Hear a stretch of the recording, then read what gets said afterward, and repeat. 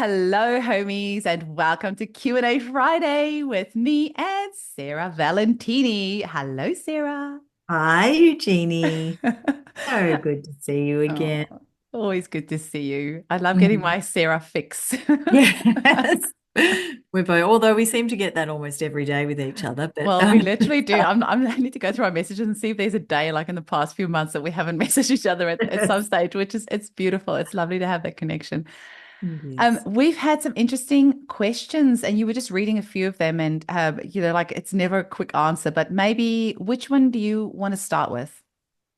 Well, you mentioned about starting with the Hyperemesis Gravidarum uh, question. I'm So keen for let's that one. let's I'm keen do for that it. one. Yeah, Also let's known as HG. We'll talk about it as HG. Do you maybe want to start with that one? yes. So this is something I know about because I suffer HG when I'm pregnant, and it's much more complex than just not, morning sickness. Even though morning sickness, we know it can be unpleasant, but hyperemesis gravidarum is much more complex, and it's not just about the liver.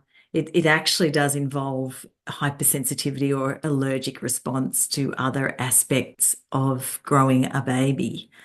And so it's something, when I was pregnant and I had people saying, "Oh, you need to eat more protein," and or you should just have ginger. And it was like, I don't think you understand that everything that I eat, I vomit up. So there's a challenge, right? This is where homeopathy can be wonderful, can be really helpful. But also in my experience, it's something that you have to move through with remedies. I don't feel like it's can be one remedy. I feel like it's like this remedy will work for a while, and then you have to, have a good practitioner on hand and change to another remedy. That's been my experience and my experience with clients too. It's interesting you say it's not just liver because that's always been my thought process is that people who are more susceptible to it probably have liver congestion issues before they become pregnant because obviously once you're then pregnant the load on the liver it just is exponential. It's got so many more hormones and things that it needs to process. Your body makes something like it's like 60% more blood. There's just so much more pressure on the liver, on everything, but especially the liver. And so when you are already on the back foot with the liver, then become pregnant, it's just a little bit too much for people to handle. I'm going to say right up front that with my HG clients, I've had a few. I've never been able to cure it, but we have managed to get it to a point where in previous pregnancies, they've pretty much lived on Maxilon and Odanzatron. But since seeing me, they've managed to completely eliminate that. And even though they might still feel a little bit seedy, they're not vomiting all day. So I've never been able to completely cure it where there's a history of HG and suddenly there's nothing, but we've managed to make it tolerable for them, which is really great. And I think often if I'm excited because I've got a new client starting today that's got a history of HG, and it's going to be interesting to see the work that we can do now before she goes down that avenue again. And it'll be interesting to see what the subsequent pregnancies will be like if we've got some time to work on clearing things before the next pregnancy. But it's interesting you said the sensitivity. So you feel like potentially like genetically there might be Mhm. like a Yeah. sensitivity anyway. Yeah, and it like a hypersensitivity to the human chorionic gonadotropin, which is the HCG, which HCG. is produced by the placenta, and you're just bathing in it for especially up until I don't know if it's like 26, 27 weeks. There's it peaks at like 10 weeks, and so 10 weeks can be the worst, but when you're so hypersensitive, and hypersensitive is like another word for allergy type response. Mm. So when you're so hypersensitive, this can continue until that HCG isn't so strongly in the system, or perhaps you can develop a tolerance, although most people don't, I have to say. It's something that you have in most of the pregnancies because it's there. And one of the remedies that I've used is I HCG in was about to ask homeopathy. you. Mhm. Great.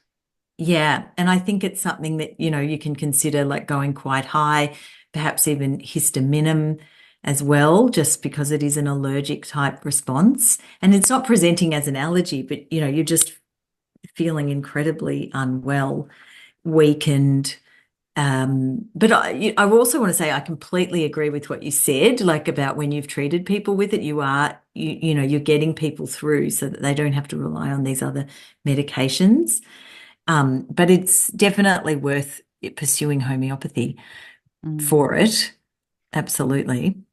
Yeah, well, now I'm just thinking HCG and potency, that sounds amazing. But then because the placenta produces HCG, I wonder if you could even do like placenta and potency, HCG and potency. Yeah. Something that I kind of stumbled on by accident, and I can't even remember how I did this, but cortisol in low potency for morning sickness. This is more specifically morning sickness. I haven't used it with HCG, but cortisol in low potency. And I wish I could remember how I thought to try that, but I gave it to this client and it just was like an instantaneous relief for her, which does make Wow. sense. I guess if you're feeling that horrible all the time, it's going to increase your cortisol.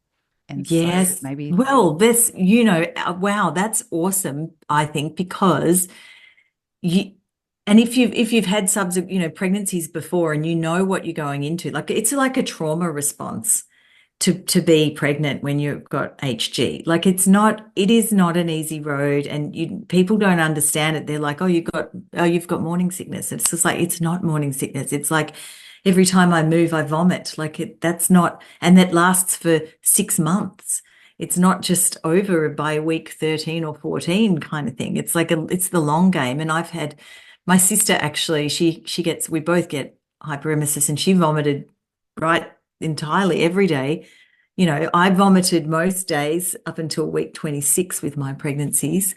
But every day was, I'd wake overnight and I'd wake up, instant vomit, just wake me from my sleep, vomit. It was just, it's the long game. But the stress response is there because you're very stressed. It's hard to get help.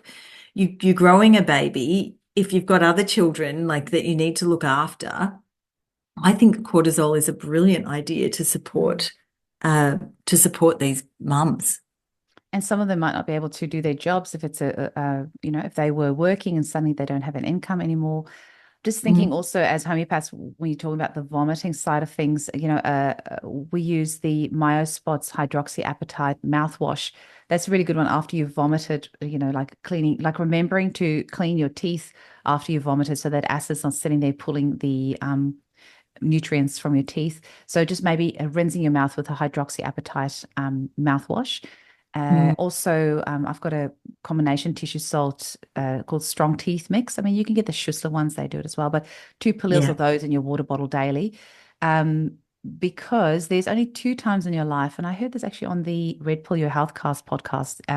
Dr. Charlie had a holistic dentist on there, and she was saying you've got these kind of like micro channels in your teeth, and usually it takes from micronutrients and things from your saliva in through the teeth and into your body. But there's 2 times in your life when it reverses, and that is during pregnancy and during teenagehood. Sorry, I just said it wrong way around. Usually it goes from inside the body out through the microchannels outside, but it reverses in pregnancy and in teenagehood, and it pulls things from your mouth in through these microchannels inside the teeth. And so that's why you're more susceptible to cavities during pregnancy and during when you're a teenager. So it's especially important to look after your dental health then. And there's, all these sayings of, you lose a tooth with every baby. And so Mhm. you really want to make sure that you look after your dental health at the same time as well. So you don't then have all the trauma of dental work after the HG as well. Right, that's right. And I have had a number of women as well who have had like acidity in the throat and burned, damaged the mucous membranes Mm, in the throat from all the vomiting. So those little tips to kind of support, and rinsing your mouth is better than the idea of drinking. Like I've had many women as well who can't drink. I couldn't drink water. Water mm, would just make me vomit. And I wanted it so badly, I have to say. I wanted to drink so badly, but yeah, I couldn't drink so much. Sipping, you can do sipping and maybe lemon water or things like that as well. But we have to remember not the idea of swallowing things and mm. digesting things through the stomach is Yeah. challenging. I was also wondering, has remedies like lysinum ever been used? Like Mm. I wonder just for that, Mm. well, it's not a fear of drinking water, but just, when you can't kind of, or like, phosphorus Yeah. or things like that. I wonder if that would help. But also Phosphorus. Yep. like marshmallow root, like the herb. It's not something Mhm. that I use, but I'm just thinking, I know marshmallow is really coating on the mucous membranes, but it's really Yeah. important to kind of like look at the bigger picture, right? Yeah. And then Absolutely. we've got homeopathic remedies. Obviously, Symphoracarpus is a remedy that's, used for quite severe morning sickness. And there's Ipecac and Nux Vomica and Tobacum and Sepia and all these other things, which a lot of Mm. them I've just thrown together into a combination remedy called my morning sickness mix for some clients. And it's been so helpful for Uh-huh. some clients, which is great. But a really cool little clinical pearl that I learned from one of Hilary Dorian's lectures was the remedy Serinum for Uh-huh. morning sickness when it just feels like nothing else is working. And actually, she Wow. used that for hay fever as well. It's like kind of one of those remedies if nothing just seems to work. And I think like the way she kind of describes is that sometimes the vital force is so weak, it can't actually respond to the remedies. So then you get a remedy like like a Serinum 30C to kind of like get in underneath it to kind of lift the vital force up a little bit so it can respond. So that's another Fantastic. Yeah. option. And I think, paying for somebody to pay attention to their state, not just their symptoms, like paying attention to dreams and what's happening because it's such a tough illness that we can get in underneath with understanding the real experience of the person. And I found for myself that was a big thing because I just so badly wanted water and I couldn't drink it. And I really wanted that to be understood by my homeopath at the time. And somehow I mean, even amniotic fluid could have been a really great remedy, perhaps, for me. Mm. Mm. Yeah. And but also probably trauma remedies. Like I'm kind of like, I think we're both speaking here to like the practitioners listening as well as the clients listening, like so that they know Sure. that there is help and that Yeah. the homeopaths know that there are remedies and to think outside the box and look at the bigger picture. But trauma remedies alongside. I mean, was there Yeah. any other sort of, I mean, you're really good with your meditative practice and things like that. Was there anything else that particularly you found really helpful? Lots of rest. Lots of rest, lowering the expectations, I think, is so important because, you want to keep up with life and with your kids and do all the things, but you have to really, really acknowledge that your body is going through a lot. And I do think, those trauma shock remedies, um, speaking to people, getting people around you that understand, actually, because it can be so lonely because people don't understand why, it's almost so many people I've known with HG feel kind of on the outer because people are like, oh, you've still got morning sickness. And you're worried about what you're growing in your belly and you're worried the impact on your family. And so there's a number of those kind of shock, trauma, stress remedies. I mean, the cortisol would be a really good Mm, remedy too. But I think having team and being able to reach out to those people is like mm. super important. I wonder if there's like Facebook support groups and things like that. But as There you, are, yeah. but I would caution people about Oh, going on because I went on those groups and I found it to be really negative after a while and make me feel even more hopeless. So oh, good advice. yeah, just making sure that you've got people that understand, but also that don't pull you down because I was reading people's stories and just going, oh my goodness, like, there's no way out kind of thing. Mm. So that wasn't The other helpful. thing I'm thinking is maybe just making sure that you're connecting with your baby and talking to your baby and saying it's okay, you're actually safe. We're going to get through this together because for us as homeopaths, the state of your baby during your state is going to affect your baby state when we have the privilege of taking your child's case afterwards. And so making it like kind of talking to your baby and just saying it's okay, you are safe in there because they don't know what's happening. They just feel, this shock and trauma response all the time. Mm, Having that conversation, I think, is really important. Something else I was thinking that we should talk about is just how you can use homeopathy alongside if you do end up going down the medical route. So Ondansetron has been linked to developmental delays, and I actually didn't realize this. I had a client who had severe hyperemesis. I only saw it for the first time after she'd already had a baby and told me how bad it was, and she was using ondansetron all throughout pregnancy.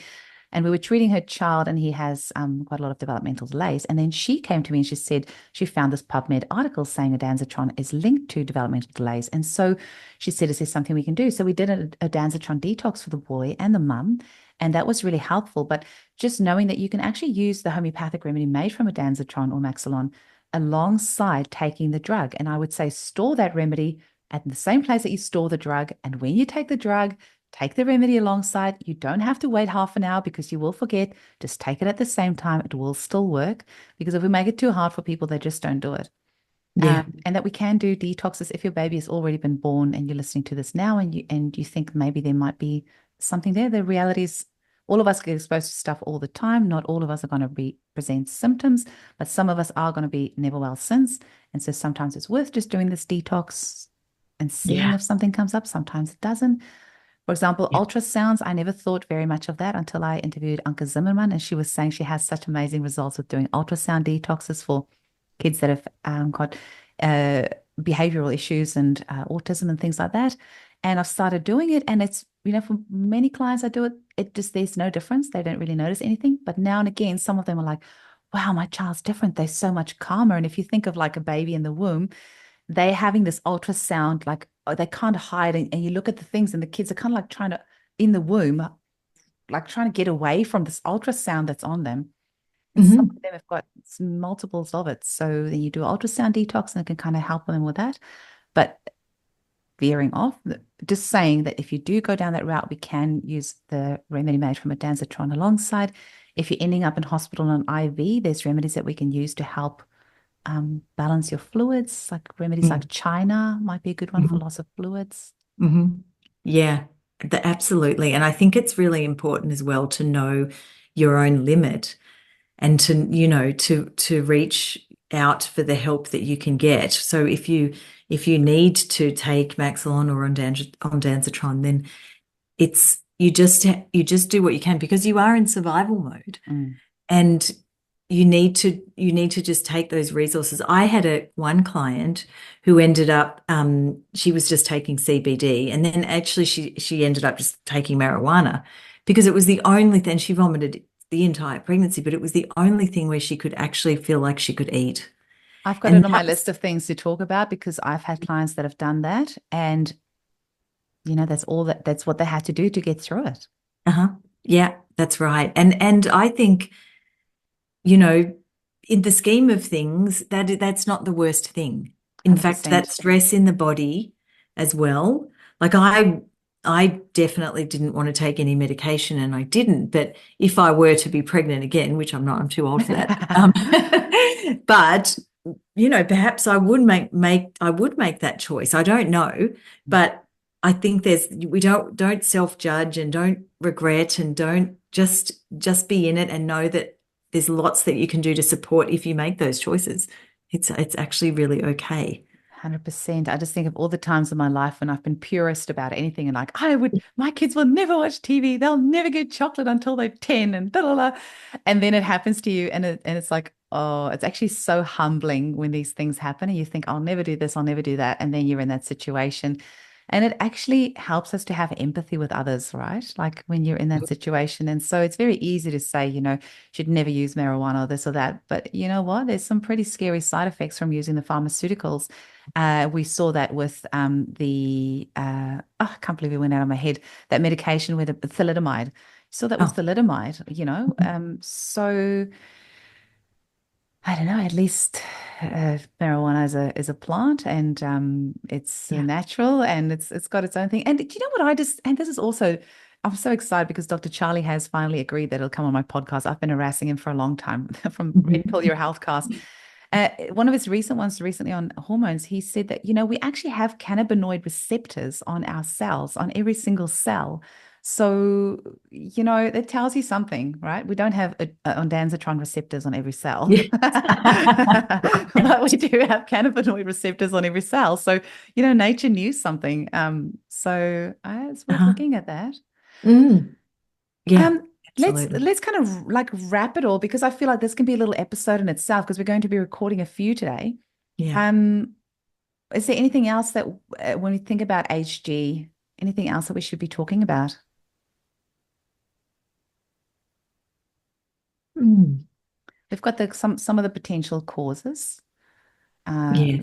liver, this is the receptor, the HCG. I'm really glad you told me about the HCG part. I did not know that.